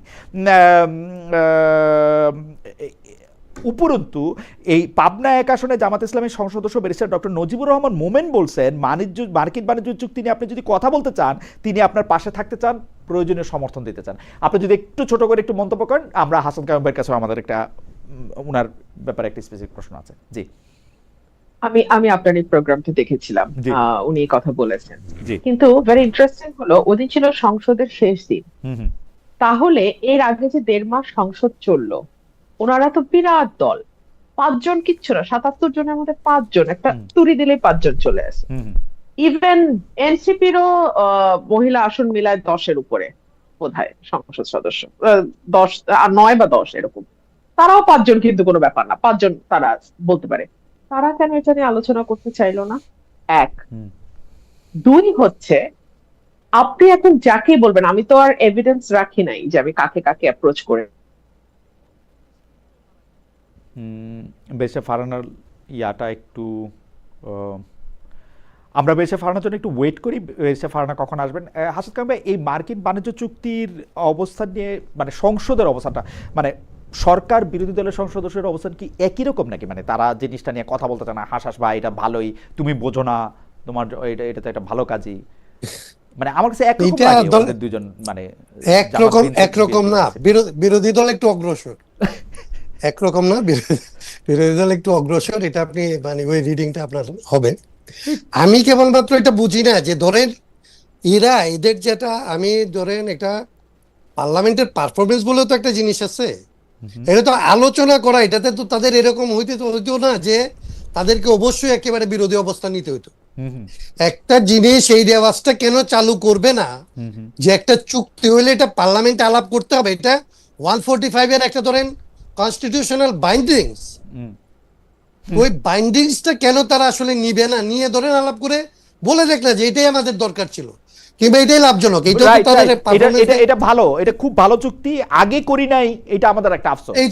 এটা ভুল হয়েছে, এটা ভুল হয়েছে। তো এটা নিয়ে তো একটা এইটাও তো করতে পারতো, কিন্তু এরা, আমি দুইটা জিনিস একদম পার্লামেন্ট মেম্বারদের বুঝি না, আমি রুমেনকেও বলবো যে আমাদের যে পার্লামেন্টারি প্রসিডিওর যেটা আছে, এইটা হচ্ছে সবচাইতে অগণতান্ত্রিক একটা প্রসিডিওর। আমি অনেক এমপি সাহেবদেরকে আলাদা আলাদা করে বলছি যে আপনারা নিজেদের ক্ষমতাটা বাড়ানোর জন্য হলো পার্লামেন্টারি প্রসিডিওরটা অ্যামেন্ডমেন্টের জন্য বলেন, এটা সংস্কারের জন্য কথা বলেন, এইটাকেও বলেন। দ্বিতীয়ত হচ্ছে যে এদের যেগুলি আসলে পার্লামেন্টে পারফরমেন্সের জন্য, ধরেন পক্ষে বিপক্ষে না গিয়েও তাদের স্বার্থ রাখেও পার্লামেন্ট যে এখানে একটা ধরেন আলোচনার জায়গা, এই প্লেটা দেখানোর জন্য হইলো যা করতে পারতো সেইটাও তারা আসলে করতে পারে না, এত পুয়ার। না হাসান মানে ভাই, এরা মনে করে যে, আমি বলি যে আমাদের আমলারা যেরকম আসলে হাসিনার আমলে মনে করতো যে হাসিনাকে কি বললে সে খুশি হবে সেটা নিজেই বলতো, হাসিনার বলা লাগতো না। এইখানেও মার্কিনিরা কি হইলে খুশি হবে, প্রথমত সে আগে নিজের মতো করে এটা রিড করে করে তারপরে তার খুশি যাতে বেজাল না হয় তার জন্য সে তার মতো করে পারফর্ম করে। আপনি দেখবেন যে প্রত্যেকে গিয়ে তার স্বাধীনতা দিবসের দিন মানে কে কার চাইতে বিশ্বস্ত বন্ধু, কে কার চাইতে পরীক্ষিত বন্ধু, হ্যাঁ হ্যাঁ, এইগুলি আসলে পাহাড় বক্তব্য দিয়ে আসছে। এবং ইন্টারেস্টিং ব্যাপার, মানে তারা একটা ককাস করছে, সেই ককাসের মধ্যে সর্বদলীয় লোক রাখছে। আমি জামায়াতে ইসলামের লোক বা আমিরকে বলতে শুনি আমেরিকা আমাদের সবচেয়ে ভালো বন্ধুদের একজন, যখন ইরানের উপর আক্রমণের প্রসঙ্গে আমেরিকার নিন্দা করা আসে তখন আবার আমেরিকার নামটা বলে না, মানে সব কিছু মিলাটিলা। এই কে জানি আমাদের অনুষ্ঠানে এসেই বলছিল, এই মুহূর্তে আমি তার নামটা ভুলে যাচ্ছি, যে ডক্টর মোহাম্মদ ইউনূস, এই বর্তমান ডক্টর মোহাম্মদ ইউনূসের সরকার, বর্তমান সরকার, জামায়াতে ইসলামী এবং এনসিপি সবার আচরণ মোটামুটি ভাবে একরকম, এবং তারা চারটা সরকার পর্যন্ত হইলে হ্যাঁ আপনি লিখে রাখতে পারেন যে এখন বিএনপি সরকার আছে, কালকে যদি জামাতের সরকার আসে, তারপরে যদি এনসিপির সরকার আসে, তাইলে আপনি কোন বাংলাদেশটা পাবেন এইটা তো এবার দেখা গেছে একদম, ধরেন এটা পরিষ্কার। ইন্টারেস্টিং, তাই না? বাংলাদেশের জনগণের জন্য এরা কি করবে, এই তিনটা সরকার আপনি ধরে নিতে পারেন যে আপনার দেখা হয়ে গেছে। এখন এইটা হচ্ছে আমাদের দুর্ভাগ্য আর কি, এই দুর্ভাগ্য নিয়েই আমার মনে হয় যে আমরা পেরিসা ফারানাকার পাবো না। আপনার স্পেসিফিক প্রশ্নটাই আবার একটু আপনাকে করি, যেই দর্শকের কথা বলছিলাম জালাল আহমেদ সাহেব, উনি ওই যে আপনারা 2 বছরের সংস্কারে স্পেসিফিক 3টা কোন বিষয় পাইছেন একটু পরিষ্কার করেন কিনা। আর আমাদের প্রশ্নটা হইল যে গণভোটের রায় এবং জুলাই সনদ বাস্তবায়ন নিয়েও একটা অনিশ্চয়তা, এবার কি আমারও ইয়াটা আটকে গেল নাকি, যে অনিশ্চয়তা? আমি শুনতে পাচ্ছি। হ্যাঁ, আচ্ছা, এই জুলাই সনদ বাস্তবায়ন এবং গণভোটের রায় জুলাই সনদ অনিশ্চয়তা, সেইটা ক্ষেত্রে আপনার টেকটা কি, মানে আসলে কি বাংলাদেশে কোনো সংস্কার আসলে আদৌ হবে? আপনারা যেভাবে চাইছিলেন ক্ষমতার এক ধরনের ভারসাম্য আনা, সেইটা কি আসলে কোনোভাবে সম্ভব হবে? একটু যদি মানে 2 মিনিটের মধ্যে যদি বা 3 মিনিটের মধ্যে যদি একটু বুঝা বলেন। জি আচ্ছা, আমি প্রথমটা বলি যে আসলে বিএনপি, আমি যেটা বললাম যে বিএনপি হচ্ছে রাজনৈতিক ক্ষেত্রে একটা বড় রকমের ব্লান্ডার করতেছে গণভোটের রায়টা না মাইনে। আজকে হয়তো ক্ষমতায় আছে, সে বুঝতেছে না শেখ মুজিবের জীবনের রাজনৈতিক ভুলের মধ্যে ধরেন বাকশাল গঠন একটা ভুল, এটা থেকে যাবে। এটাতে শেখ মুজিবের গণতান্ত্রিক চরিত্র এবং অগণতান্ত্রিক চরিত্রের যে বৈপরীত্য, এইটাকে কখনোই আমরা ইতিহাস থেকে আলাদা করতে পারবো না, এই প্রশ্নটা উঠবেই। এবং বিএনপি আজকে হয়তো ধরেন ক্ষমতা দিয়ে পার পাওয়া যাবে, সে হয়তো একটা সংশোধনী করবে, অন্য কিছু করবে, কিন্তু বিএনপি যে জনগণের ভোটের রায় মানে না, এই যে আসলে গণতান্ত্রিক আচরণ করতে পারে না, ওই রাজনৈতিক জিনিসটা বিএনপিকে আসলে তার বাকি জীবন তার রাজনীতির মধ্যে এটা থেকে যায়। এত বড় ব্লান্ডার সে কোনো কারণ ছাড়া করতেছে, কারণ গণভোটের রায়কে সে যদি ধরেন মানে, তাইলে কেবলমাত্র তার যেটা স্যাক্রিফাইস করতে হবে এইটা হচ্ছে আপার হাউসে পিআর এর ভিত্তিতে কিছু সিট ধরেন জামাত ইসলামীকে বেশি দিতে হবে, এইটুকুই হচ্ছে তার মানলেন বস্তুগত এখনকার ক্ষতি। কিন্তু জামাত ইসলামীকে আপার হাউসে বেশি সিট দিলে আপার হাউসের নিজের কি ক্ষমতা হবে কি হবে না, এগুলি সমস্ত কিছু আসলে নির্ধারণ করার ক্ষমতা তার কাছে রয়ে গেছে। এমনকি গণপরিষদটা কিভাবে পরিচালিত হবে সে প্রসিডিওরটা, সংসদ যেমন পরিচালিত হওয়ার একটা প্রসিডিওর আছে, গণপরিষদটা কিভাবে পরিচালিত হবে, এটা সিদ্ধান্ত কিভাবে হবে, এই প্রসিডিওরটা তারা আসলে লেট ডাউন করার ক্ষমতাটা তার হাতে। কিন্তু এটাকে সে আসলে মেনে নিচ্ছে না, কেবলমাত্র একটা বই থেকে কিংবা একটা ইগো থেকে, যে আপার হাউসে পিয়ারটা সে মানবেন, এইটুকুই। 2 নাম্বার যেটা আপনারা, এইটা আমি বলি, এইটা 2 নাম্বার যেটা আপনার প্রশ্নটা, এটা হচ্ছে যে আমরা বাংলাদেশে আসলে সংস্কারটা এখন করতে পারবো কি পারবো না, এটা নিয়ে বিএনপির যে আসলে চলা, বিএনপির ফিলোসফি, আমরা যখন বিএনপির সাথে একসাথে ছিলামও, বিএনপির সাথে আমাদের মানে গণতন্ত্রের একটা ফিলোসফিক্যাল পার্থক্য আছে। বিএনপি মনে করে একটা শক্তিশালী সরকার লাগবে, আর আমরা যারা ডেমোক্রেসিটাকে বুঝি যে সরকারটা দুর্বল হওয়া লাগবে, জনগণকে শক্তিশালী করতে হবে। এইটার মধ্যে একটা ফিলোসফিক্যাল ডিবেট আছে না, কিন্তু বিএনপি এখন পর্যন্ত। কিন্তু আসাদ ভাই, তৈলা সরকারে গিয়ে মজাটা কি?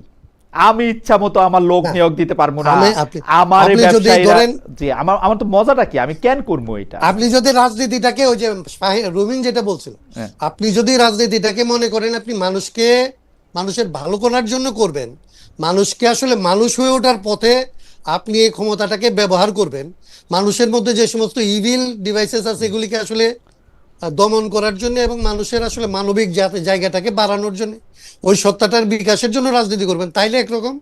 আর আপনি যেটাকে বলছেন মজা করার জন্য, ইবলিশগিরি করার জন্য না, সবসময় মাফিয়াগিরি করার জন্য, শুধু ইবলিশগিরি মজা না হাসান কবি, আপনি খেয়াল করেন, আপনি বৃহত্তর ময়মনসিংহ এর মানুষ, আমি জেলার নাম নেওয়ার জন্য বৃহত্তর ময়মনসিংহটা আমি বললাম, ওইখানের বড় বড় নেতাদের আপনি খেয়াল করেন, উনারা পারলে পুরা বাংলাদেশের বাজেট ধইরা নিয়ে আইসা ময়মনসিংহে দিয়া দেয়, নিজেরা খাওয়ার জন্য না, কিন্তু উনাদের মধ্যে বড়রা পারলে 10টা লোককে চাকরি দেয়, মাথায় বাংলাদেশ নাই, উনার কনস্টিটিউয়েন্সিটা আসে।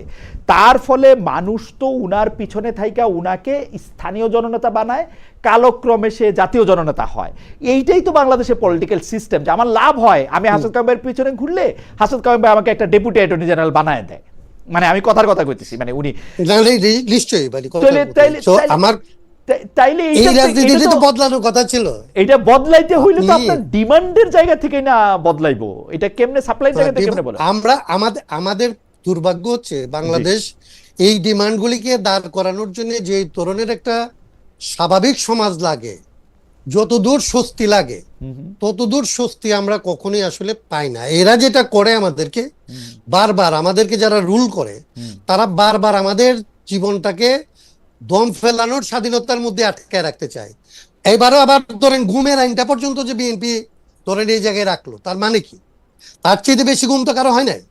তো সে যে গুম কমিশনের আইনটাকে আটকায় দিতে চায়, তার মানে সে আপনাকে গুমের ভয়ের মধ্যে রাখতে চায়। আচ্ছা ভাই, রুমিন একটু ঢুকতে চেষ্টা করতেছে, তো রুমিনের যদি বেঁচে ফারানা যদি ঢুকতে পারে, সেজন্য আমরা 2টা মিনিট একটু, কিন্তু আপনি আমাকে একটু টেকনিক্যাল জিনিস বুঝান তো, যে গুম কমিশনের আইনের ক্ষেত্রে যেইটা নিয়ে আসলে মেইন ঝামেলা আমি দেখতে পাইতেছি, বা সে বিএনপি যেখানে ভয় পাইতেছে যে আমি তদন্তটা পুলিশের কাছে না রাখা গুম কমিশনের কাছে রাখলে গুম কমিশনের এটা আমি একটা মানে একটা উপযুক্ত তদন্ত করতে পারবে এরকম, মানে আমি যদি ভালো জায়গা থেকে দেখি উপযুক্ত তদন্ত করতে পারবে এরকম একটা বডি আমি কই পাবো, কার এইটা আছে, সেই জন্য আমি এটা পুলিশের কাছে রাখছি।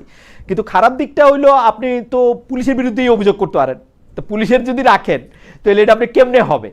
আবার আমি এই জিনিসটা বুঝি যে আপনি যেই কমিশনই রাখেন, তো সে কি তারেক রহমানের বিরুদ্ধে গিয়ে, মানে যেই রকম অথরিটি রাখেন, সে কি তারেক রহমানের বিরুদ্ধে গিয়ে কথা বলবে? এরকম তো আমরা দেখি নাই, কত কমিশনই তো দেখলাম। কিন্তু আপনি ছোট ছোট জিনিস বুঝাই দিতে একটু, মানে টেকনিক্যাল জিনিস, প্রথমত হচ্ছে যে নীতিগতভাবে আপনি যদি ধরেন যে অপরাধী, তাকে যদি আপনি তদন্ত করতে দেন, তাহলে আপনার তদন্তের ফল কি হয় এটা তো আমরা জানি, এটা নিয়ে আমি কোনো আলোচনা করতেছি না। বাকি ভুলটা আপনার হচ্ছে এরকম হইতে পারে যে যাকে আসলে আমি দিলাম সে কি আসলে এটা করবে, সে কি আসলে একটা দলের বাইরে, একটা প্রতিষ্ঠানের বাইরে এতটা সাহস করবে? আমরা এই পর্যন্ত সাহস দেখি নাই। কিন্তু সাহস যদি আমি ছড়ায় দিতে পারতাম অনেকগুলো জায়গা, ধরেন এটার জন্য যদি আমি সেফগার্ড রাখতে পারি মানবাধিকার কমিশনে, এটার জন্য যদি আমি সেফগার্ড রাখতে পারি আসলে আমার হিউম্যান রাইটসের জায়গাটায় কখনোই আপনি হস্তক্ষেপ করতে পারবেন না, আমি মৌলিক অধিকারটা আমি ভোগ করতে পারবো, এরকম 3-4টা জায়গাকে আপনি যখন এনশিওর করতে পারবেন একটা রাষ্ট্রে, তখন আপনি সাহসটা তখন আমার মধ্যে আসতে পারে না। কিন্তু সেই সাহসের জায়গাগুলো, সেই সাহসটা যদি আপনি দিতে পারেন হাসান ভাই, আমি বোঝার জন্য, সেই সাহসটা যদি আপনি দিতে পারেন, তাহলে তো আপনার গুম কমিশনেরই দরকার নাই।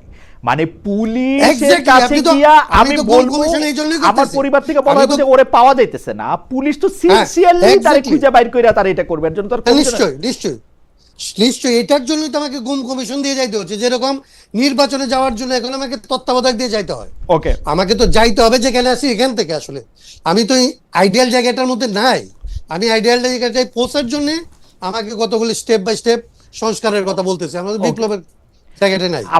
আমরা হাসাদ কাইম ভাইয়ের ওই স্পেসিফিক প্রশ্নটা শুনছিলাম, ব্যারিস্টার ফারহানা আমাদের সাথে আবার যুক্ত হয়েছেন। ব্যারিস্টার ফারহানা, আমরা হাসাদ কাইম ভাইয়ের কাছে জানতে চাইতেছিলাম যে এই রাষ্ট্র সংস্কারটা আসলে কোন জায়গায় আসে। গুম কমিশন নিয়েও কথা হলো, গুম কমিশনের জন্য আলাদা পুলিশ নিয়ে আপনি তার বক্তব্য শুনলেন হয়তো। আমরা আশা করবো আমরা আপনার কাছ থেকে কথাটা শুনতে চাই যে আপনি মার্কিন বাণিজ্য চুক্তি হামে সংসদে কথা বলার এইসব ব্যাপারে, এই ব্যাপারে আপনার অবস্থান। আপনি বলছিলেন যে আপনি বিরোধী দলের লোকদের আপনি পাচ্ছেন না। রুমিনকে আবার ডিসকানেক্টেড হইল। হাওয়েভার যদি আর ডিসকানেক্টেড হয় তাহলে আর কষ্ট করে আমরা উনাকে আর চেষ্টা না করি। উনি আসলে ব্রাহ্মণবাড়িয়াতে আছেন, ব্রাহ্মণবাড়িয়াতে বিদ্যুৎ বেশি ফারানা কথা বলতেছেন কিন্তু তার কথা তো আচ্ছা ঠিক আছে, তাহলে আমরা আজকে শেষ করে দেই। আপনি আপনি কি কাইম ভাই একটু আমাদের শেষ কথা বলবেন কিনা? আপনি সংসদ সদস্যদের দায়িত্ব নিয়ে বলতেছিলেন। জি না, আমি একটা শেষ কথা বলতে চাই ওই জায়গাটায়, যে সংসদ সদস্যদের আসলে আমি বলছিলাম যে ওরা, রুবিন যেটা বলছে, ইন এডিশন টু দ্যাট আমি বলি যে এরা নিজেদের এম্পাওয়ারমেন্টের কথাটাও বলে না। এই পার্লামেন্টারি প্রসিডিউরটা হচ্ছে তাদের বিপক্ষে, এটাকে নিয়ে তারা কথা বলে না। আমি যেটা বলতে চাইছিলাম যে সংস্কারের আলাপটার হচ্ছে দুইটা জায়গা আছে। আমি যেটা বললাম যে একটা গুম, এটা নিয়ে এখন পর্যন্ত ধরেন একটা ইয়ের জায়গা। আমি মনে করি যে সংস্কারটা বাংলাদেশের পলিটিক্যাল মূল এজেন্ডার মধ্যে ঢুকছে। ওকে, আপনার রাজনীতির সংস্কার, অর্থনীতির সংস্কার, রাষ্ট্রের সংস্কার, এগুলি যে লাগবে, এইটা এখন বাংলাদেশের মূল এজেন্ডা। এইটাকে বাদ দিয়ে, এটাকে পাশ কাটায় গিয়ে রাজনীতিটাকে ওরা যেখানে নিতে চায় ওইখানে নিতে পারবে বলে আমি বিশ্বাস করি না। তাকে এটা সলভ করতে হবে, খুবই তাকে ভালো। এই প্রশ্নটা সলভ করতে হবে। অ্যাডভোকেট হাসান কাইম, আপনাকে অনেক ধন্যবাদ। অনেক ধন্যবাদ ব্যারিস্টার রুমিন। বেশের রুমিন, আপনি একটু কথাটা বলে ফেলেন এক মিনিটে। বেশের রুমিনকে আমি এখন দেখতে পাচ্ছি। বেশের রুমিনকে আমাকে শুনতে পাচ্ছেন না? ব্যারিস্টার রুমিন, জি জি, আপনি আপনি বেশের রুমিন আপনি বলে ফেলেন যে আপনাকে শুনতে পাচ্ছি, আপনি কি আমাকে শুনতে পাচ্ছেন? জি জি পরিষ্কার। আপনি আমাদের দর্শকরা ওয়েট করতেছিলেন, হাসান কাইম ভাইকে আটকাইলাম। আপনি একটু বলেন যে আপনি সংসদে এসব কথা বলার জন্য আসলে খোঁজ করছেন কিনা সেটা বলতেছিলেন, বাণিজ্য চুক্তি হাম। সংসদে এই কথাগুলো বলতে হলে আমি তো নাজিবের সাথে কথা বললে হবে না, আমাকে আমিরের সঙ্গে কথা বলতে হবে, তাকে দলগতভাবে এগ্রি করতে হবে যে তারা দলগতভাবে বিষয়টি কথা বলবেন কিনা। নাজিব বা অন্য কেউ তো ইন্ডিপেন্ডেন্ট এমপি না আমার মতো যে তার ইচ্ছা হলো আর তিনি আমার ইয়েতে সই করলেন। হ্যাঁ, এবং এই এগ্রিমেন্টের ব্যাপারে খুব স্ট্রংলি বলা আছে যে দুটো দলের মতামত নিয়ে এগ্রিমেন্ট করা হয়েছে। যদি সেটা না হতো খালেদ ভাই, আপনার কি মনে হয় না যে এনসিপি সকল কিছু নিয়ে আলাপ করছে, জামাত অনেক কিছু নিয়ে আলাপ করছে, সকল কিছু না হলেও আমার কিন্তু মনে হয় আমি আর হাসান কাইম ভাই এই কথা বলতেছিলাম যে আমার একজনের কথা আমি শুই না, আমার কাছে মনে হলো যে আসলে ডক্টর মোহাম্মদ ইউনূস, বিএনপি, জামায়াত এবং এনসিপি এক সুতায় কথা এবং একই রকম। কিন্তু আমি আপনার কথা জানতে চাই বেঁচে ফারানা, আপনি কি মানে ওই যে মান্নাদের কথা বলে মানে মানে মানে মানে আপনি কি আসলে উদ্যোগ নিয়েছিলেন? আপনি কতটা চোখের জল আসলে ফেলছেন যে আপনি আসলে এই উদ্যোগের কথা আপনি আসলে বলবেন? আপনি আপনি আপনি তো আসলে উদ্যোগটা নিছেন কিনা সেইটা হলো আমাদের জানার কথা। সার্টেনলি আমি উদ্যোগ নিয়েছি and I failed, and এবং এই ফেইলিওরের কারণেই এটা একেবারে লাস্ট দিন অফ দি পার্লামেন্ট পর্যন্ত আমাকে ওয়েট করতে হয়েছে। আমি কিন্তু ইস্যুটা তুলেছিলাম, ওই দিন ছিল আমাদের শেষ কার্য দিবস, ওই দিনের পরে ওই সেশন শেষ, আমি পারি নাই। এবং এটা আমি জানি এখন অনেকেই হয়তো অনেক কথা বলবেন, কিন্তু যদি তাই হতো তাহলে দলগতভাবে ওনাদের অনেক সহজ অবস্থা ছিল এই বিষয়টি নিয়ে আলোচনা করা, সেটা ওনারা করেন নাই। আর আমি একটা কথা দিয়ে আজকে আমাদের আলোচনাটা, মানে আপনি যদি সুযোগ দেন আমি দুটা কথা বলি। দেখেন, এই যে দীর্ঘ 10 মিনিট আমার কিন্তু ইলেকট্রিসিটি, আজকে সারাদিন মোটামুটি ইলেকট্রিসিটি ছিল না, আবার চলে গেছে, এখন আমি ওয়াইফাই গন, এখন আমি 4G দিয়ে কোনো মতে কানেক্টেড হলাম। কথা সেটা না, কথা হচ্ছে এই যে আমাদের বিদ্যুৎ, গ্যাস, হাম সকল সমস্যা, দ্রব্যমূল্য একপাশে সরিয়ে রেখে আমরা আজকে কিন্তু ম্যাক্সিমাম সময় আলোচনা করলাম শেখ হাসিনাকে নিয়ে।